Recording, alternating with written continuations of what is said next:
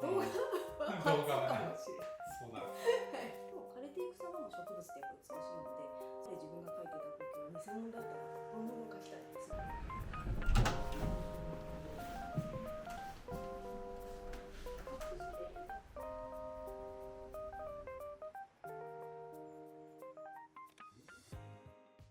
道端とかそういう公園とかで見るような身近な植物をずっと描いていたんですけど、その中になんか苔っぽいものもやっぱこう画面を作るのに描いたりはしてて、その流れで屋久島にちょっと取材に行った時にあまりの苔の美しさを目の当たりにして、あ、これまで自分が描いてた苔は偽物だったなと、本物を描きたいってすごく強く思って、そこからなんか一個一個の形の違いですとか、そういうところをすごく魅力的に感じて描くように。普通に油絵画家っていうよりもっと分かりやすいかなと思って、はい、苔油絵画家をちょっと肩書きにさせていただいてます。大学の3年生の時に、それまで全然なんか課題ごとのものをただただ描いてたんですけど、3年生の時になんか好きに描いていいよっていう場面で、何描こうかなって思って、その学校内が結構自然が多い学校なので、歩いてたらペンペン草、ナズナがすごくわーって咲いてたので、あ、これ描こうって思ったんですね。でそれがなんか一本一本描いてた時にすごくしっくりきて、そこからなんかそういう植物を描くようになりました。2008年が初めての個展だったんですね、銀座のギャラリーさんで。それを作家活動の始めとしてるので、今何年経ったんだろう引き算が14、15年経ってますか？いや、もう全然ただただ見ていただくっていうことメインだったので、そんな売れる売れないはまだ全然そこに到達してなかったですね。とにかく書いて発表するっていうのを繰り返していく中で、お声掛けいただいたりして、だんだん生活ができるようにそうですね、書き始めてから本当に、あ、こんなにお好きな方がいるんだってびっくりしました。すごく私も好きなんですよって言ってご来場くださる方が本当に多くて嬉しいですね。最近書いてないですね。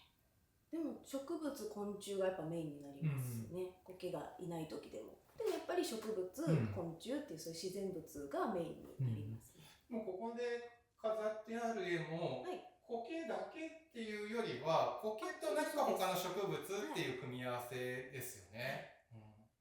なんか組み合わせる植物にこだわりとかあるんですか？取材とか散歩に行ったりして出会った子っていうのが主になるんですけど、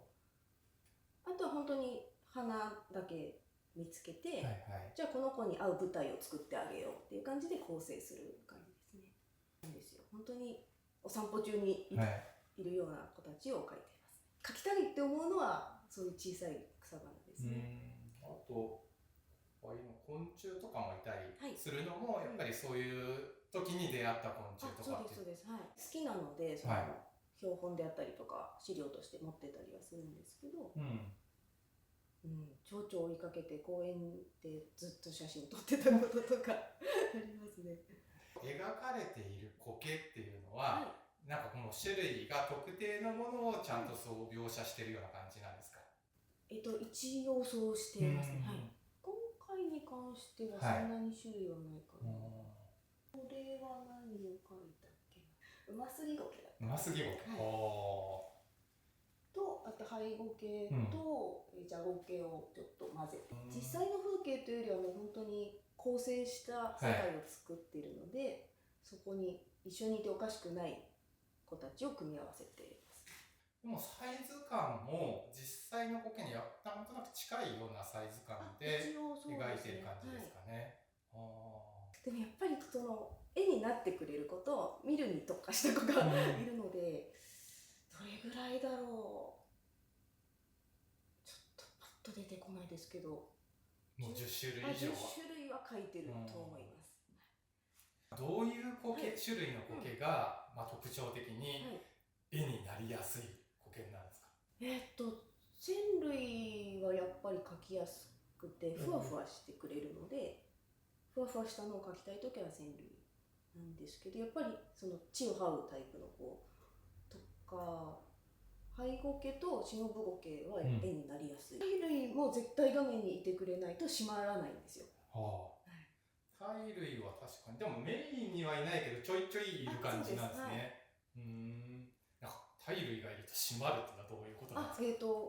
絵が仕上がってくると言いますか。必ずいてほしい存在なんですね。洋服？これもシノブゴケ？そうです。これも。それもオリジナルの。自分で描いたプリントしています。すごい。苔をまとって。そうですね。もう分かりやすい衣装にしてみました。なんか背景がすごい深い黒じゃないですか。これはなんか意味合いがあるんですかね。初期の頃は結構もう本当に土も一粒一粒描いてあるぐらいの勢いで描いてたんですけど、それだと苔もすごく描いてるし土もすごく描いてると画面が苦しくなるんですね、見てて。なのでちょっと抜けを作りたいなって思った時に取材地で苔のあるところって結構湿っているところが多いので、雨が降った後ですとかちょっと土が普段より黒くなってるじゃないですか。そこに生えてる緑がすごく美しいなって思って、こういう表現をしてみようと思って、それまでよりも土をもうちょっと土の部分というかをもうちょっと空間のように暗く落としてみたんですね。でそれがどんどんこういう形になっていったっていうのが一つと、もともと苔がミクロのものがこう広がっていくっていう様になんとなくこう宇宙空間的なものを感じるところがあって、なんかそういう空間のように見えたらいいなという思いもあって、こういう表現にどんどんなってきましたね。難しいですねやっぱ描いてて楽しいのはシノブゴケなんですよね。どっちも好きですね。結構モチーフとして見てしまうので、どうしても、まず全体を見て、こういう場所に生えてるんだなってことをまず知って、そこからどんどん近づいていって、この形の子がここにいるんだとか、そういう取材をするので両方やってる感じです。こういう場所にあったこの子、青森の方の奥入瀬と、あと長野のどこだっけ、白駒池でしたっけ、そちらも行って、あと京都の苔寺さん、西宝寺かなとか行って、あと鎌倉の方も行ってきましたね。あとどこだろうな。一応メインというか大きいところはそういうところで、他は大きい公園があるよとか、いろんな人からここの苔きれいだったよとか伺うと、行ける限り行くようにはしてます。その中でやっぱり一番おすすめは